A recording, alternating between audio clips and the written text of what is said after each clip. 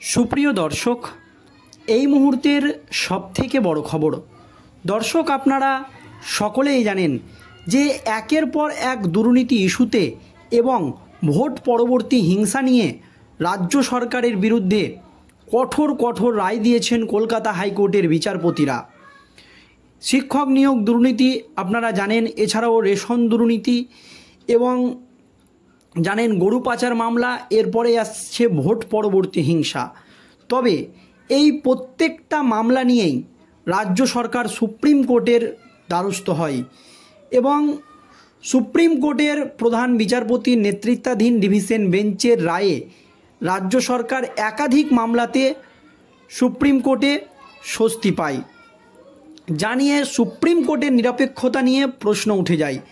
এরপরই আরও একটি মামলা চলছিল কলকাতা হাইকোর্টে, সেই মামলা যায় সুপ্রিম কোর্টে। কি মামলা জানাবো, রাজ্য সরকারের ওপরে করা একটি মামলা, এবং সেই মামলা যেতেই এবার রাষ্ট্রপতির হস্তক্ষেপের দাবি এবং সুপ্রিম কোর্টের যে নিরপেক্ষতা সেটা নিয়ে প্রশ্ন উঠে গিয়েছে।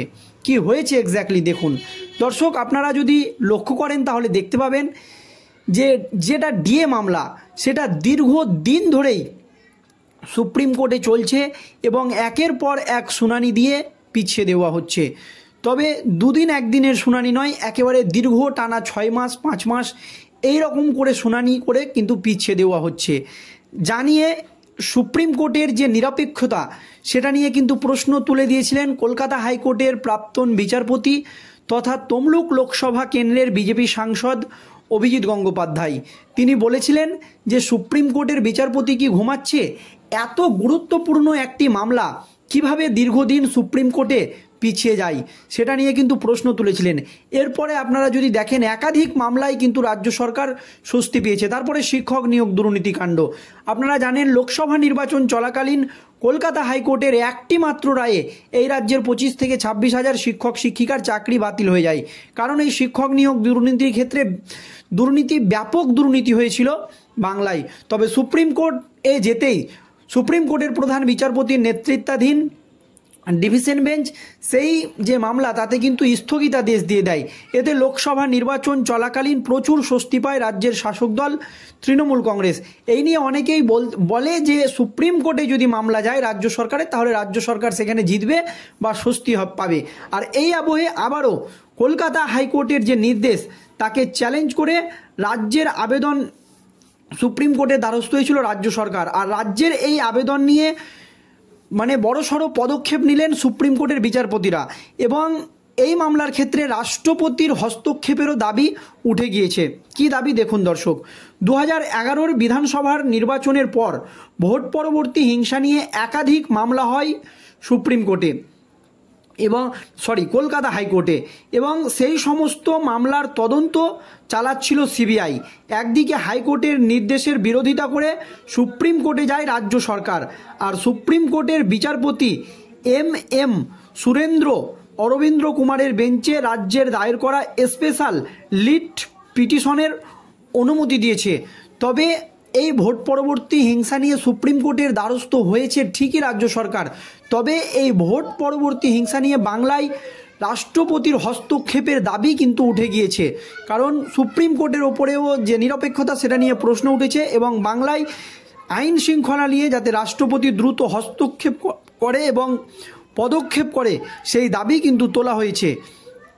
এছাড়াও দর্শক, আপনারা জানেন যে ভোট পরবর্তী হিংসা এমন পর্যায়ে পৌঁছেছে যে বাংলার একাধিক জায়গাকে কেন্দ্রশাসিত অঞ্চল করারও দাবি কিন্তু উঠে গিয়েছে বা কেন্দ্রের হস্তক্ষেপ প্রয়োজন।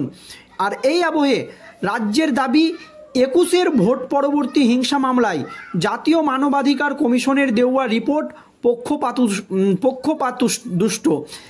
জাতীয় মানবাধিকার কমিশন যে রিপোর্ট দিয়েছিল সুপ্রিম কোর্টে সেটা একেবারেই পক্ষপাতদুষ্ট রিপোর্ট, এমনই কিন্তু দাবি করছে রাজ্য সরকার। আর এই নিয়ে দ্রুত বিস্তারিত শুনানির আর্জি জানায় পশ্চিমবঙ্গ সরকার। এই নিয়ে সুপ্রিম কোর্টে দ্রুত যাতে এই মামলার শুনানি হয় সেই আর্জি কিন্তু জানিয়েছে পশ্চিমবঙ্গ সরকার। এরপরই এই বিষয়ে সিবিআইয়ের প্রতিক্রিয়া জানতে চেয়েছেন সুপ্রিম কোর্টের বিচারপতিরা। আগামী 20 নভেম্বর এই মামলার শুনানি রয়েছে। সিবিআই কি প্রতিক্রিয়া দেয় এই ভোট পরবর্তী হিংসা নিয়ে তা নিয়ে কিন্তু এবার নড়ে চড়ে বসেছেন সুপ্রিম কোর্টের বিচারপতিরা। কারণ এই মামলায় সুপ্রিম কোর্টে নিরপেক্ষতা নিয়ে যেমন প্রশ্ন উঠেছে, তেমনই কিন্তু দ্রুত বঙ্গ বিজেপির যারা রাজ্য নেতৃত্ব তারা এবং কেন্দ্রীয় নেতৃত্ব রাষ্ট্রপতির হস্তক্ষেপেরও দাবি করেছে এই ভোট পরবর্তী হিংসা নিয়ে। অপরদিকে দর্শক, 2021-এর বিধানসভা ভোটে বিরাট জয় পেয়েছিল তৃণমূল কংগ্রেস, আপনারা সকলেই জানেন। তবে তৃতীয়বার মমতা সরকার ক্ষমতায় আসার পর থেকেই ভোট পরবর্তী হিংসা নিয়ে একাধিক অভিযোগ ওঠে এবং সরব হয় বিরোধীরা। হাইকোর্টে দায়ের হয় একের পর এক মামলা, হিংসা ও অস্থিরতার অভিযোগ সামনে আসে। এরপরই এই নিয়ে কমিটি গড়ার নির্দেশ দেয় কলকাতা হাইকোর্টের বিচারপতিরা। এই নিয়ে একটি কমিটি গঠন করার নির্দেশ দিয়েছিলেন কলকাতা হাইকোর্টের বিচারপতিরা। মানে ভোট পরবর্তী হিংসা এমন জায়গায় পৌঁছেছিল এবং কড়া অ্যাকশনের কথাও বলেছিল। তবে পরে জাতীয় মানবাধিকার কমিশন বিষয়টি নিয়ে একটি রিপোর্ট দাখিল করে, যেখানে ভোট পরবর্তী হিংসায় মারাত্মক অভিযোগ সামনে আসতে শুরু করে। সেটা হচ্ছে হত্যা এবং ধর্ষণ, এছাড়াও গুরুতর অপরাধগুলির সিবিআই তদন্ত করা উচিত বলে জানানো হয় মানবাধিকার কমিশনের তরফ থেকে। এই মামলাগুলি রাজ্যের বাইরে সরিয়ে নিয়ে বিচার করার সুপারিশ করা হয় জাতীয় মানবাধিকার কমিশনের তরফ থেকে। এরপরই এর তদন্তভার সিবিআইয়ের হাতে তুলে দেয় কলকাতা হাইকোর্টের বিচারপতিরা। মানে মানবাধিকার কমিশনের এই মারাত্মক অভিযোগ এবং মারাত্মক অ্যালিগেশন যেগুলো সামনে আসে। আর আপনারা জানেন যে বাংলায় ভোটের পরে কী ধরনের অশান্তি হয়েছিল, তারপরেই এই মানবাধিকার কমিশনের আধিকারিকদের কথা শুনে সেই মামলা কিন্তু সিবিআইয়ের হাতে তুলে দেওয়া হয়। আর এই দিন সুপ্রিম কোর্টের রাজ্যের সওয়াল জাতীয় মানবাধিকার কমিশনের নির্দেশ ছিল পক্ষপাতমূলক, আর সেই রিপোর্টের ভিত্তিতেই তদন্তভার সিবিআইয়ের ওপরে দেওয়া হয়েছিল।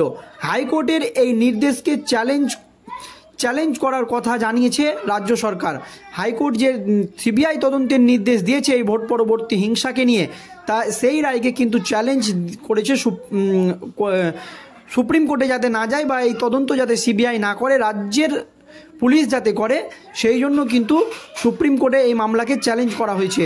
তবে এই নিয়ে যেহেতু রাষ্ট্রপতির হস্তক্ষেপের দাবি করা হয়েছে, তাই এই মামলা নিয়ে কিন্তু প্রচুর চাপে রয়েছেন সুপ্রিম কোর্টের বিচারপতিরা। তবে আগামী কিছুদিনের মধ্যেই এই মামলার আবার শুনানি হবে। সেই দিনই দেখার দর্শক, 20 নভেম্বর এই মামলার শুনানি রয়েছে।